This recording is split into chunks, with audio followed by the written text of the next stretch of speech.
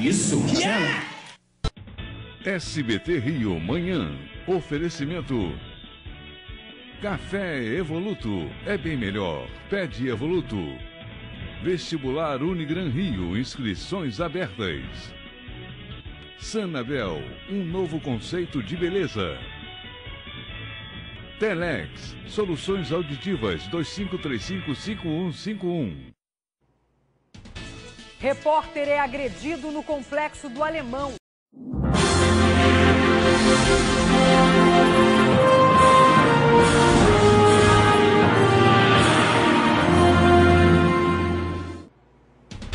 Adolescente de 14 anos é baleada na perna durante tiroteio entre traficantes e policiais no Complexo do Alemão. Não se sabe ainda de onde partiu o disparo.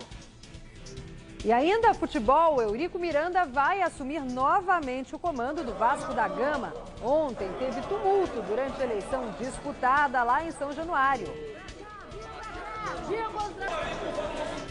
E você, morador da região metropolitana, fecha as torneiras hoje. É preciso economizar. Quem explica por quê é o Daniel Penafirme, ao vivo. Daniel. Fornecimento de água em Niterói foi interrompido às 6 horas da manhã e ficará assim por 24 horas em alguns pontos. Abastecimento vai demorar mais de 72 horas para ser mais. Olá, bom dia. Hoje é quarta-feira, 12 de novembro. Eu sou Liane Borges e você está no SBT Rio Manhã. Uma adolescente de 14 anos foi baleada na perna ontem à noite durante um tiroteio entre traficantes e policiais no Complexo do Alemão. Quem esteve lá e conta pra nós é a Marcele Borqueta. O confronto começou por volta das 8h30 da noite, na localidade conhecida como Beco da Sinuca, no Complexo do Alemão. Segundo a polícia, os agentes estavam patrulhando a região quando foram surpreendidos por traficantes. Houve troca de tiros. Uma jovem de 14 anos foi atingida na perna. Ela estava dentro de casa quando o confronto começou. Ela foi socorrida e trazida aqui, para a unidade de pronto atendimento do Alemão. Em seguida, foi transferida para o Hospital Miguel Couto, onde passou por cirurgia. Esse não foi o único episódio de violência ocorrido na região essa semana. Na última segunda-feira, o jornalista Henrique Soares foi agredido próximo à comunidade. Henrique fazia uma reportagem no local quando foi abordado por 2 homens. Ele levou pauladas e coronhadas, além de ter o celular e o relógio roubados. Segundo o jornalista, os criminosos confundiram ele com um policial. A sessão de tortura durou cerca de 40 minutos. No início desse mês, moradores registraram mais uma noite de intenso tiroteio. Uma pessoa foi baleada e policiais da UPP atacados pelos criminosos. Dr. Carlos Augusto Nogueira já está aqui conosco para comentar mais uma vez essa situação no Complexo do Alemão, tiroteios constantes e agora de ontem para hoje, essa jovem de 14 anos que foi baleada. Dr. Carlos, bom dia. O que é preciso investigar nessa situação? Porque a gente vê tantos casos de balas perdidas e não se chega, no final das contas, muitas vezes, ao paradeiro, né? Ao descobrimento de onde partiu esse disparo. Bom dia, Eliane. Bom dia a todos.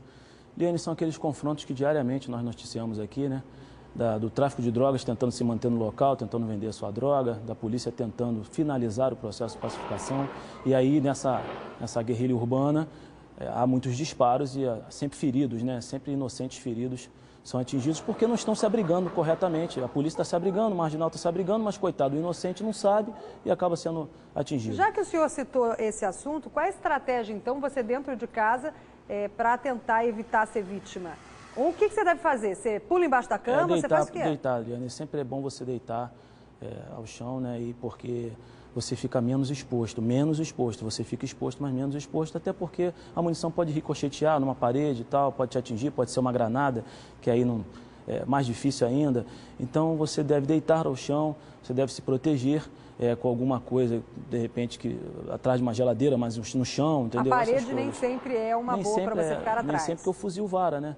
O fuzil vara a parede. Normalmente as paredes são muito sensíveis, são paredes, não tem uma espessura adequada e o fuzil às vezes ultrapassa, como se diz, ele transfixante, ele acaba atingindo a pessoa de qualquer forma. Até que ponto nós chegamos, né? A gente precisa dar orientação de como você deve se abrigar, porque sabemos que isso vai acontecer rotineiramente. Tem ocorrido tiroteio toda hora no Complexo do Alemão. Na Rocinha também já teve, que são favelas pacificadas. Mas o cidadão que mora lá não tem o que fazer, né? Ele evite, então, sair às ruas, mas mesmo dentro de casa, como foi o caso dessa jovem de 14 anos, não está seguro. Ele até tem que fazer sim, Liane, porque eu sei que o policial que está ali, 1% dos policiais não são policiais, às vezes, tem uma conduta boa, a gente sabe de tudo isso, mas a população pode ajudar, Liane, a população pode ajudar denunciando essas pessoas, porque com a denúncia, com certeza, isso vai diminuir a níveis, se é que é possível falar assim, a níveis aceitáveis. E um levantamento que espanta mais uma vez, a Polícia do Rio é a que mais mata no país. A confirmação é da ONG Fórum Brasileiro de Segurança Pública. Karine Cerqueira. O estado do Rio, em 2013, ficou em primeiro lugar em mortes em confrontos com policiais e em mortes de agentes de segurança. O número de homicídios provocados por intervenção policial chegou a 416 em todo o estado. Mas esta não foi a primeira vez que este número surpreendeu. Em 2009, este dado foi de 1.048 pessoas, o que representava 54% de todas as mortes decorrentes de ação policial em todo o país. Os dados são da ONG Fórum Brasileiro de Segurança Pública. O comandante-geral interino da Polícia Militar, Coronel Ibe Silva, reconheceu que a Polícia do Rio morre e mata muito e classificou esta violência como um ciclo da brutalidade. O estudo constatou ainda que, ao mesmo tempo que as forças policiais mataram muitos foram mortos em 2013. No Rio, 104 policiais foram assassinados contra 90 em São Paulo. E a dura realidade se repete também de forma nacional. Nos últimos 5 anos, desde 2009, foram 1.170 policiais mortos, sendo que houve um claro aumento no total nos últimos 2 anos. A média do país é de 1,34 policial morto por dia. É muita coisa e o policial que está lá na linha de tiro, nos confrontos cotidianos, é que sabe, né? Não tem muitas vezes nem treinamento, nem equipamento suficiente para combater. Doutor Carlos, o coronel da PM, novo comandante Ibe Silva, ele na verdade está interino, mas já começa agora a ter que lidar com essa situação e o próximo que assumir principalmente. O próximo que vai assumir até tem uma linha bem operacional, né, Liane? Tem que tomar cuidado para esse número não aumentar. Mas a ideia não é essa não, é o comandante Piero Neto. O Ibis, ele, salvo engano, ele vai ser chefe de gabinete do comandante Piero Neto, que está precisando sofrer uma intervenção cirúrgica ou um problema de saúde, só vai assumir dia 2 de janeiro, segundo informações. Liane, por que essas mortes todas? A condição letal do armamento usado no Rio de Janeiro é diferenciada.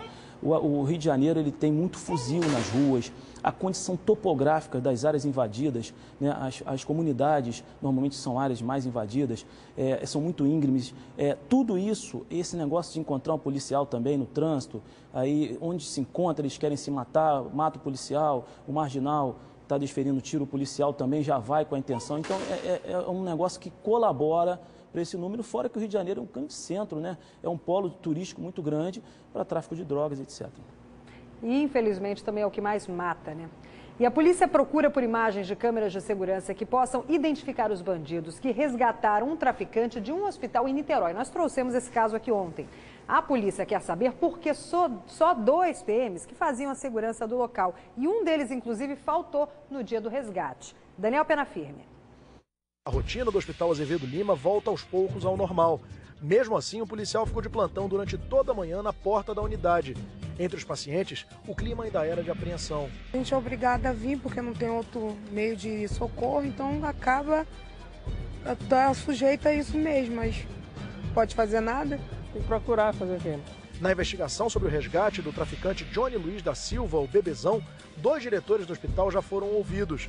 Eles dizem que não há circuito interno de vigilância no interior da unidade, mas do lado de fora há 2 câmeras. Uma delas, a deste estacionamento que fica em frente, pode ter flagrado a chegada dos bandidos. A outra fica no pátio do hospital. A polícia quer esclarecer por que um número tão pequeno de policiais cuidava da segurança de um bandido tão perigoso. A Corregedoria da Polícia Militar instaurou um inquérito para apurar o motivo da ausência de um dos policiais que deveria estar fazendo a escolta do traficante. Os 2 PMs responsáveis pela custódia, o que faltou ao serviço e o que estava de plantão, já foram ouvidos na investigação. Outro depoimento previsto é o do superintendente da Secretaria Estadual de Saúde. A polícia quer esclarecer quais foram os motivos da transferência de Bebezão do Hospital Carlos Chagas, em Marechal Hermes, para Niterói. Todo o escalão da Secretaria de Saúde, a direção dos hospitais, o motivo por que ele foi transferido para cá. A divisão de homicídios de Niterói também entrou no caso, já que antes da invasão, os bandidos fizeram uma série de assaltos em São Gonçalo, que terminou com 2 mortes. A do policial militar Celso Milício de Oliveira, de 54 anos, que teve o carro roubado para ser usado no resgate, e a do motociclista Arnaldo Mendonça dos Santos, de 55 anos, que passava pelo local no momento do assalto. A divisão de homicídios já identificou pelo menos 2 bandidos que faziam parte do grupo. Segundo as investigações, os criminosos vieram do Rio de Janeiro e agiram a mando do traficante Celso Pinheiro Pimenta, o playboy, um dos mais procurados do estado. A testemunha reconheceu 2 dos seus integrantes, então é possível que seja, sim, o bando do playboy que veio aqui em Niterói resgatar o preso. A quadrilha do Bebezão e do playboy, antes de resgatar o Bebezão, cometeu uma série de crimes lá na região. E, inclusive, essa reportagem que eu vou trazer agora para você tem relação com isso, porque foi enterrado o subtenente da PM, Celso Melício de Oliveira, de 54 anos, que foi assassinado durante o assalto em São Gonçalo, justamente por essa quadrilha, para resgatar o traficante Bebezão. Quem conta é a Karine Cerqueira. O enterro do subtenente Celso Melício de Oliveira, de 54 anos, aconteceu no cemitério de Irajá. Celso trabalhava no 5º Batalhão, na Praça da Harmonia, e foi assassinado durante um assalto em São Gonçalo. O carro dele foi usado para resgatar o traficante Bebezão do Hospital Azevedo Lima, em Niterói. Os bandidos, além do celular e dos documentos do policial, também levaram 2 armas que pertenciam a Celso. A mulher do policial, Roseli Barcelos, de 41 anos, também foi baleada durante o assalto. Ela levou um tiro na barriga e teve que ser submetida a uma cirurgia no abdômen. Ela permanece internada no Hospital Estadual Alberto Torres, em São Gonçalo, e ainda não pôde ser avisada da morte do marido. Além do carro de Celso, outros 2 veículos também foram usados na fuga de Bebezão. Essa mesma quadrilha também teria relação, não sei se você se recorda, mas daquele resgate, tentativa de resgate a presos lá no Fórum de Bangu, que acabou com a morte de um menino. Doutor Carlos, como é que pode gente entrar em hospital, entrar em fórum, assim com tanta facilidade? Liane, isso é um aviltamento no que concerne as instituições investidas, ou seja, polícia. Isso é uma vergonha, isso é um esculacho. Eu acho sinceramente, que as polícias, todas elas, federal, civil, militar, devem se voltar para essas pessoas, porque não é possível que saia um comboio, um bonde, lá da onde eles ficam, lá na região, né, de Niterói, salvo engano, Niterói, São Gonçalo, para fazer o que eles fizeram. Deve ter alguma informação privilegiada, porque eles não vão invadir um hospital. De repente podiam ter vários PMs ali. Na verdade, o hospital, se eu não me engano, é Niterói mesmo. É que São Gonçalo eles vieram fazendo assaltos também, ou seja, são quadrilhas que vão se deslocando para cometer crimes. Então, pessoal, há crimes, todos os crimes são importantes, mas há determinados crimes que aviltam, humilham muito o Estado. Então, o Estado tem que se, de forma um pouco mais rápida, dar uma resposta à sociedade. Porque senão, agora esse negócio de botar o PM no hospital para fazer cautela de preso, essas coisas, isso é um problema, Leandro, isso é um problema antigo. Às vezes o delegado tem um gênio meio difícil, às vezes o coronel tem um gênio também meio difícil, e às vezes você solicita esse PO, aí o policial, o coronel às vezes manda, aí não manda, e o coronel às vezes também, porque ele precisa de policiais nas ruas, para policiar as ruas. Então é um procedimento complicado. Aí para ser destacado para o hospital acaba sendo complicado porque você retira das ruas. Exatamente. Mas você vai fazer o que também? E a gente vê tanto segurança nos hospitais, nas unidades de saúde, esses seguranças eles andam armados, não? Os que ficam nas portas. Aí é que está. Esses seguranças são vigilantes. Vigilantes têm condições de portar arma de fogo. Mas eles contratam uma pessoa que tem condições, intramuros, só dentro dos muros, só dentro dos muros, dentro do local. Eles contratam uma pessoa para usar arma de fogo, mas deixam desarmado porque pode atingir alguém. É até engraçado. Então contrata um homem mais barato, né? Eu sei porque eu conheço. Eu trabalho. Então o cara contrata um homem mais caro, mas não anda armado porque pode atingir alguém também e tal. É difícil entender, né? Olha, vamos para um rápido intervalo? Na volta você vai ver. Presa uma quadrilha que clonava cartões de turistas no Aeroporto Internacional Tom Jobim. E mais, depois de eleições polêmicas e tumultuadas, Eurico Miranda volta à presidência do Vasco. Mas antes, deixa eu ver o trânsito com as câmeras da 7 Rio. Pode colocar aí na tela para mim? A gente já tem a Avenida Brasil com a linha vermelha. O trânsito segue intenso com pontos de lentidão. Agora 7 horas e 14 minutos. A Lagoa Barra com a Niemeyer aí na Zona Sul, na altura da Rocinha, também tem trânsito intenso com retenção. E a linha vermelha com a linha amarela, a gente percebe que já há um engarrafamento grande para o motorista. Vamos para um rápido intervalo, já voltamos. O segredo do sucesso é ser fiel às origens. É fazer tudo de forma natural e muito bem feito. Eu estou falando do café Evoluto, o café que vem das melhores regiões cafeeiras do país. É bem melhor. Pede Evoluto. Eu estou vivendo a melhor época da minha vida. Colaborei com a formação de muitos alunos. Muitas histórias de superação já passaram por aqui. Eu recomendo a Unigran Rio. Vestibular Unigran Rio. Inscrições abertas. Os produtos de Natal já estão a caminho. E o Ricardo só tem uma opção: liberar espaço a qualquer preço. Samsung Galaxy S Dual 2 Dual Core, 2 chips e câmera 5 mega, 529 em 10 sem juros. Limpa a loja Ricardo Eletro. LG L70 câmera 8 mega, 629 em 10 sem juros. Samsung Galaxy Pocket 2 Duals, 2 chips, 299 em 10 sem juros. Ricardo Eletro. Chegou o Natal Feliz da Raspadinha. Mais de 3.800.000 reais em prêmios para fazer o Natal de muita gente feliz. Dê um Natal feliz de presente para quem você ama.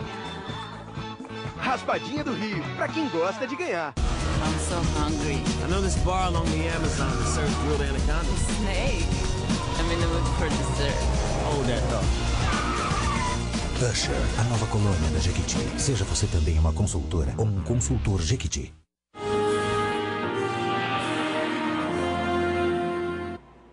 Nós já estamos de volta, agora são 7 horas e 16 minutos. E 3 pessoas foram presas acusadas de aliciar menores para o tráfico de drogas. As informações com a Marcele Borqueta. As imagens mostram o momento em que os homens são encaminhados para a viatura. Eles foram presos na localidade conhecida como Vila Mimosa, em São Cristóvão. Bruno Soares dos Santos, de 27 anos, é acusado de ser o chefe da quadrilha que alicia menores na venda de entorpecentes. Também foram presos Fábio Ribeiro Mendonça, de 28 anos, e Vitória Ferreira Viana, de 18. Na hora da abordagem, eles tentaram fugir por um beco, mas foram surpreendidos pelos agentes. O grupo escondia as drogas dentro de um bar. Com eles foram apreendidos 152 cápsulas de cocaína e R$600. As drogas ficavam dentro desse armário.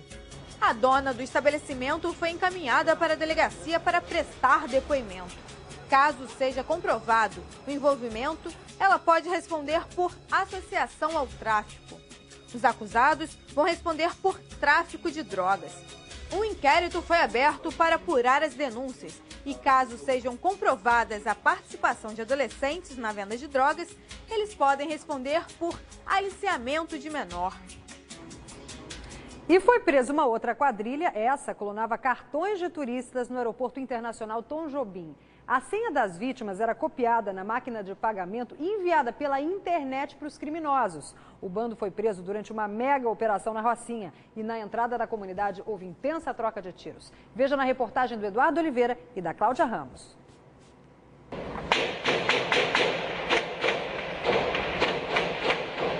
Essas imagens, feitas pelos próprios moradores, mostram a reação de criminosos com a chegada dos policiais na favela da Rocinha. O principal confronto aconteceu na Rua 2, considerada um reduto de criminosos que dominam o tráfico na região, em uma comunidade que deveria estar pacificada. Moradores ficaram assustados. Olha, começa uma correria diante do confronto. De acordo com a polícia, o objetivo da ação era desmantelar uma quadrilha especializada em fraudar cartões de crédito. Os agentes tentaram cumprir 17 mandados de prisão e 28 de busca e apreensão. A A quadrilha usava Bluetooth para clonar cartões de crédito e de débito. A tecnologia sem fio permite a transmissão de dados entre computadores e celulares. Segundo a polícia, o bando instalava chips nas máquinas de cartões.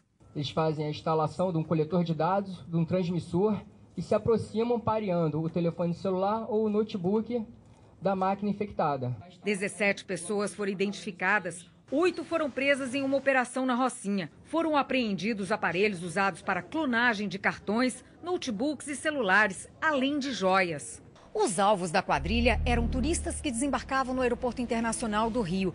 Segurança, taxistas e vendedores de lojas faziam parte do grupo. A gente pode perceber que o horário de atuação era terça e quinta na parte da madrugada, é o setor de desembarque internacional. Em 8 meses de investigações, os criminosos movimentaram cerca de 3,5 milhões de reais. O Bluetooth vem sendo usado por estelionatários na clonagem de cartões. Nessa transcrição de uma escuta telefônica, 2 integrantes de uma quadrilha denunciada pelo Ministério Público do Rio falam sobre a tecnologia e discutem a divisão dos lucros. 2 seguranças do aeroporto faziam parte do bando. E os cabeças desse esquema eram muito inteligentes, inclusive gêmeos que usavam o Bluetooth. Essa tecnologia, a polícia nunca tinha visto igual em nenhum lugar do mundo. É uma inovação no mundo do crime, né, doutor Carlos? É inovação. Cada vez mais. Minha filha deve até conhecer disso, né? Porque minha filha, negócio de computador, telefone, essas coisas todas, ela conhece. As crianças hoje em dia mexem em tudo. Mas, Liane, é engraçado que para haver um conluio como esse, várias pessoas de vários locais devem colaborar. Incrível, né? É o segurança, é o taxista.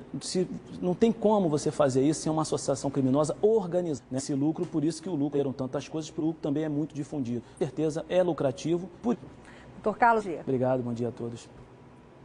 E atenção, você que é morador da região metropolitana, economize água porque o abastecimento está interrompido. Vamos ao vivo com Daniel Penafirme. Daniel, bom dia para você. Qual o motivo dessa interrupção e quanto tempo ela vai durar? Muito bom dia, Eliane Borges. A SEDAI interrompeu agora às 6 horas da manhã o abastecimento de água para a cidade de Niterói, para que possa realizar serviços de manutenção preventiva. O abastecimento vai ficar interrompido durante 24 horas, portanto, só amanhã, às 6 horas da manhã, a cidade vai voltar a receber água. Nesse período, haverá um esquema de contingência montado pela concessionária Águas de Niterói, que vai fornecer aí água com carro-pipa para hospitais, escolas e alguns pontos considerados aí estratégicos na cidade. Portanto, a Águas de Niterói e a SEDAI pedem para que a população de Niterói e toda a região de Niterói economize água. Às 6 horas da manhã de amanhã, o abastecimento voltará a acontecer, mas em alguns pontos da cidade a situação só volta ao normal após 72 horas. Vai demorar para voltar ao normal, Liane. A população de Niterói tem que economizar água, viu? Verdade, Daniel. E só para complementar, como está aí na nossa tarja, Niterói, São Gonçalo, Itaboraí e Paquetá são as cidades que podem ser prejudicadas com a questão do abastecimento. Portanto, se você mora em um desses locais, economize. E agora o futebol. Com mais de 5.000 votos, a eleição de 2014 é a maior da história do Vasco da Gama. E a chapa de Eurico Miranda venceu com larga vantagem as eleições para a presidência do clube. O clima ficou tenso lá em São Januário. Durante a votação e apuração dos votos, houve tumulto. O primeiro ocorreu com a chegada do candidato Júlio Brandt. No momento que o aliado de Edmundo pisou na colina, alguns cabos eleitorais se desentenderam e o clima esquentou.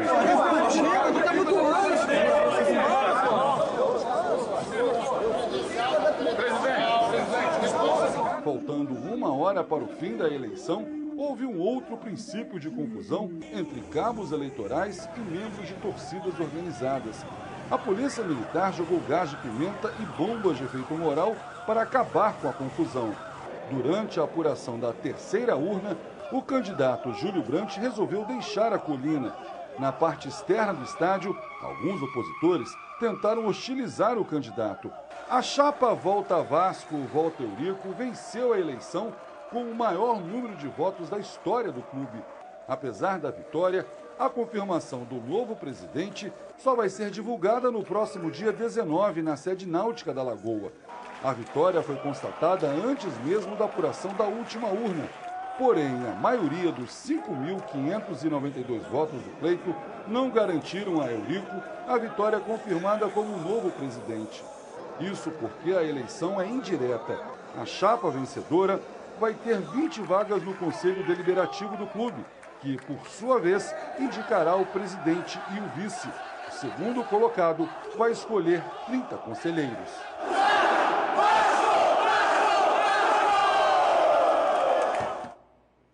Quando o assunto é futebol, os nervos ficam mesmo à flor da pele. Mas o que me deixa indignada é o que eu vou falar para você agora. A Justiça permitiu que os estrangeiros acusados de venda ilegal de ingressos na Copa saiam do país por 3 meses. Pode voltar para mim, que esse assunto quem conta para a gente é o Daniel Penafirme. Daniel, explique para nós essa situação, por favor. Pois é, Eliane, o inglês Raymond Whelan e o franco-argelino Lamine Fofana, os dois que haviam sido presos, acusados de integrar aí um grande esquema, uma grande máfia de cambistas que atuava na Copa do Mundo. Enfim, agora eles vão ter de volta os seus passaportes e poderão deixar o país. Os dois que já haviam saído da cadeia há algum tempo, agora podem deixar o Brasil, nem que seja por um período de apenas 3 meses, né? Isso aqui é a decisão da Justiça, eles podem deixar o Brasil, mas não podem passar mais de 3 meses no exterior. Só que fica aí aquela questão, voltar para cá, para quê? Para continuar respondendo a esse inquérito. Eles respondem pelos crimes de cambismo, associação criminosa, lavagem de dinheiro e corrupção ativa, e agora podem pegar um avião e voltar para o exterior tranquilamente. Nós aqui não estamos tranquilos com nada disso. Obrigada, Daniel. Vamos para mais um rápido intervalo e na volta tudo sobre HPV. A procura pela vacinação está baixa e preocupa as autoridades. Já já nós voltamos com outras notícias. Uma realidade que desvendamos a partir de agora. O paraquedas não abriu! Mãe, agora como vai ser? Com o Orocar, na máquina da Cielo. Papai chegou. Ele que mata. E agora? Como vai ser? Com o Orocar, na máquina da Cielo. Promoção compra premiado Orocar e Cielo. Você pode ganhar R$1.000 na hora e concorre a 100 mil. O lojista também pode ganhar. Como vai ser? Com o Orocar, na máquina da Cielo. Petrobras apresenta Banda Sinfônica Campesina Friburguense no projeto Sinfonia Brasil, no Rio de Janeiro, no dia 16 de novembro, na quadra da Unidos de Vila Isabel, às 19 horas. Entrada franca. SBT Rio, manhã. Oferecimento. Café Evoluto. É bem melhor. Pede Evoluto. Vestibular Unigran Rio. Inscrições abertas. Sanabel, um novo conceito de beleza. Telex, soluções auditivas 2535-5151.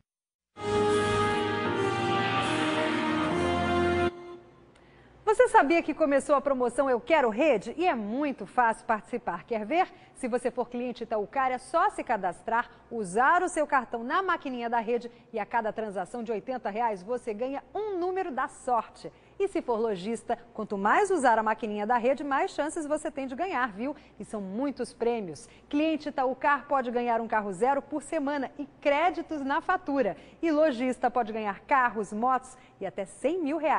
Com a rede é assim, quem compra pode ganhar e quem vende também. Então, cadastre-se no site www.userede.com.br/euquerorede e participe. Rede, estamos todos ligados. A Secretaria de Saúde alerta para baixa procura por vacina contra o HPV. Volto ao vivo com o Daniel, que tem as informações. Diga, Daniel. Liane, a segunda etapa da campanha de imunização contra o HPV começou no dia 1º de setembro e até o momento a procura tem sido baixa. Apenas 44% das meninas com idades entre 11 e 13 anos já se vacinaram. A expectativa da Secretaria de Saúde é imunizar 80% das meninas nessa faixa etária. Aqui ao meu lado, o Superintendente de Vigilância em Saúde da Secretaria de Saúde, melhor dizendo, Superintendente de Vigilância Epidemiológica da Secretaria de Saúde, doutor Alexandre Kepp. Doutor, muito bom dia. Por que uma procura tão baixa e o que fazer para reverter esse quadro? Bom dia. A vacina contra HPV é uma vacina extremamente importante, porque ela protege contra um vírus que está relacionado à ocorrência de câncer de colo de útero. A gente sabe já por experiências anteriores que geralmente a segunda dose vacinal é uma baixa procura. Entretanto, não tem como garantir a eficácia do esquema de vacinação se não for feito o esquema completo. Ou seja, tomar só a primeira dose, a primeira fase da campanha foi um sucesso, mais de 80% das meninas nessa idade se vacinaram, mas não adianta nada se não tomar a segunda dose agora, é importante frisar isso. Exatamente, a primeira etapa foram 95% das meninas se vacinaram, agora a gente está com 44%. Então a gente está falando de mais de 40% das meninas que não vão se beneficiar da vacina de HPV se não comparecer aos postos de saúde para tomar a segunda dose. Qual é a importância dessa vacina, doutor? Pois é, o câncer de colo de útero é o segundo câncer ginecológico mais frequente no Brasil. São mais de 15 mil casos por ano e o principal causador é o vírus HPV, que é um vírus sexualmente transmissível. A vacina é muito segura e eficaz contra os principais tipos de HPV que causam câncer de colo de útero. É verdade. Portanto, se protegendo do HPV, se protege do câncer de colo de útero. E muitas pessoas, né, doutor Alexandre, bom dia primeiramente para o senhor, tem a questão de um pouco de preconceito e medo por causa da iniciação sexual precoce. Temem que, por dar a vacina, a menina, por exemplo, vá ter uma iniciação precoce, o que não tem uma relação, não é? Absolutamente nenhuma relação. A vacina protege contra o HPV, não protege contra outras doenças sexualmente transmissíveis.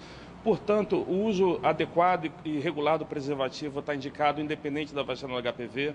A relação sexual a menina vai iniciar quando julgar que deve iniciar, independente da vacinação.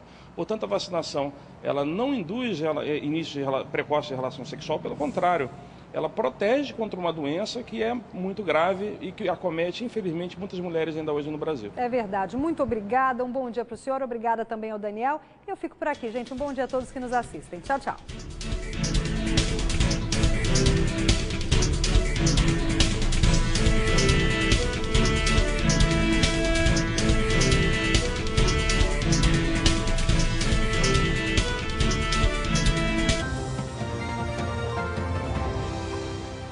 Horas e 30 minutos, Patrícia Rocha, que mostra nosso helicóptero. Neila, a gente vai falar agora de uma coisa muito boa para os